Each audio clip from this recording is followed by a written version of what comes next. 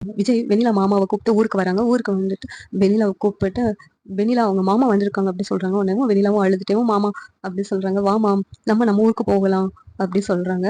உடனே வெண்ணிலா இல்ல மாமா இங்கதான் இருப்பேன் அப்படின்னு சொல்றாங்க. இல்ல வாமா நம்ம ஊருக்கு போகலாம். அந்த தம்பிக்கு தான் கல்யாணம் ஆயிடுச்சுல, இனிமேல் இங்க இருக்கிறது அவ்வளவா நல்லது கிடையாது அப்படின்னு சொல்லிட்டு வெண்ணிலா மாமா சொல்றாங்க. உடனே வெண்ணிலாவும் வெண்ணிலா மாமா கூட போயிடுறாங்க. இந்த நேரத்துல விஜய் ரொம்ப சந்தோஷமா நான் இப்ப காவேரியை கூப்பிட போறேன் தாத்தா.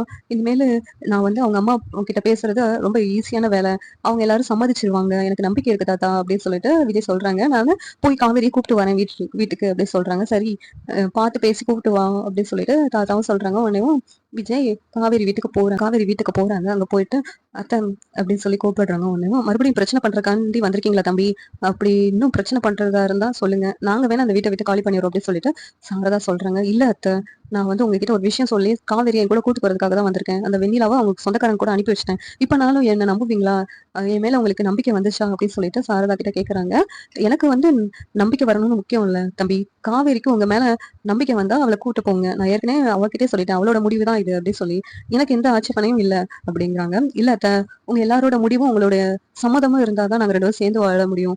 நீங்க எல்லாரும் சம்மதிச்சாதான் அது நடக்கும் அப்படின்னு சொல்லி விஜய் சொல்றாங்க. எங்க எல்லாத்துக்குமே சம்மதம் தான். காவேரியோட வாழ்க்கை நல்லபடியா இருக்கணும்.